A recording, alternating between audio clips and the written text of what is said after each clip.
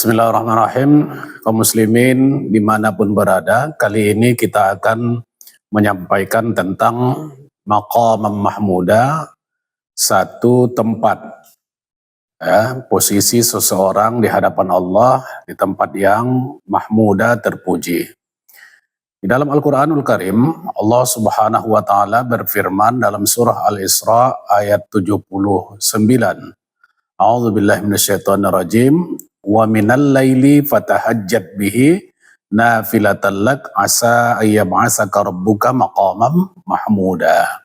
Di malam lakukan tahajud, mudah-mudahan Allah akan membangkitkanmu di tempat yang mulia. Jadi kalau kita melihat kata maqam itu artinya kalau dalam ilmu tasawuf kalau ilmu tasawuf itu adalah posisi seseorang di hadapan Allah Subhanahu wa Ta'ala sebagai hamba apa dia.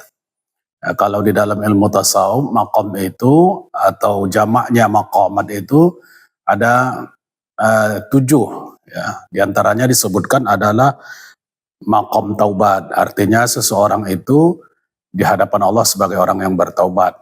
Posisinya, kedudukannya. Ada wara, ya, ada zuhud, ada fakir, ada sabar, ada tawakal, ada ridho. Nah, jadi 7 kedudukan seseorang di hadapan Allah. Bisa jadi dia sebagai hamba yang wara, ya, sebagai hamba yang zuhud, ya, yang tidak terlalu ambisius terhadap kehidupan dunia. Ada orang yang fakir di hadapan Allah, tidak sombong. Ada orang yang sabar dalam semua keadaan, dalam melaksanakan perintah, menjauhi larangan, dalam menghadapi musibah.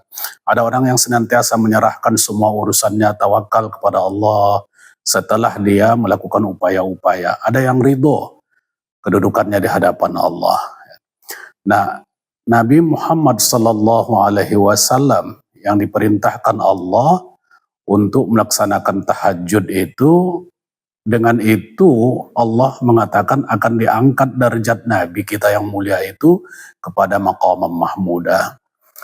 Nah, ini kalau ayat ini kan memang kepada Rasulullah, tapi kalau kita mengikuti kaidah yang mengatakan al-ibaratu bi umumil lafzi la bi khususis sabab. Artinya ini juga kepada kita semuanya. Artinya kalau kita ingin ditempatkan Allah di tempat yang mulia, di posisi yang mulia, maka harus membangun hubungan yang bagus dengan Allah Subhanahu wa Ta'ala, tidak saja melalui ibadah-ibadah yang wajib, tentunya sholat itu yang 5 waktu, tapi juga adalah sholat tahajud yang khusus ini, yang kalau dilakukan secara istiqomah, ya, berkelanjutan, konsisten, maka Allah akan berikan satu posisi, satu kedudukan yang mulia kepada orang tersebut di hadapan Allah Subhanahu wa Ta'ala. Ada yang menarik bahwa maqam mahmuda ini adalah satu tempat, satu posisi seseorang yang di mana keadaannya itu tidak saja diakui oleh kawannya, ya, tidak saja diakui oleh orang-orang yang sejalan dengannya, tapi juga diakui oleh musuh-musuhnya. Nah, Nabi Muhammad SAW itu sudah terbukti bahwa dia diakui sebagai orang jujur, sebagai orang baik, sebagai orang yang menempati posisi orang yang terpuji, tidak saja oleh para sahabatnya, tapi juga oleh lawan-lawannya. Abu Jahal misalnya, meskipun dia memusuhi Nabi Muhammad SAW, Abu Lahab misalnya, meskipun memusuhi Nabi Muhammad SAW, tapi di hati mereka mengakui bahwa Nabi itu memang pantas menjadi orang yang mulia, bahwa Nabi itu memang orang yang jujur, bahwa Nabi itu memang orang yang dalam tanda kutip hebat di dalam pandangan Allah Subhanahu wa Ta'ala, ya, bukan hanya dalam pandangan manusia tapi juga dalam pandangan Allah Subhanahu wa Ta'ala. Makanya misalnya beberapa musuh Nabi Muhammad itu kalau mereka ingin menitipkan barang, meskipun mereka memusuhinya, itu dititipkan kepada Nabi Muhammad karena dia terkenal dengan al-aminnya.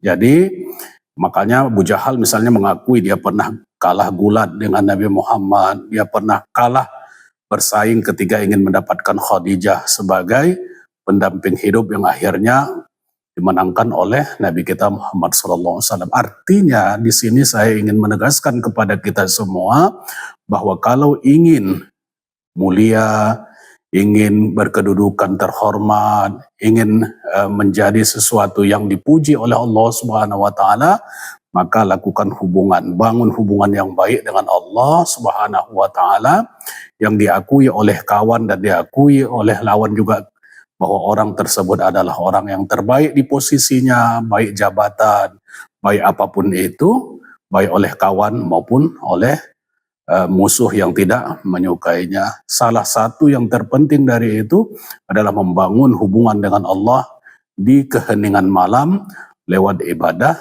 tahajud. Mudah-mudahan ini bermanfaat. Nasrun minallah wa fathun qarib wa basyiril mu'minin. Wassalamualaikum warahmatullahi wabarakatuh.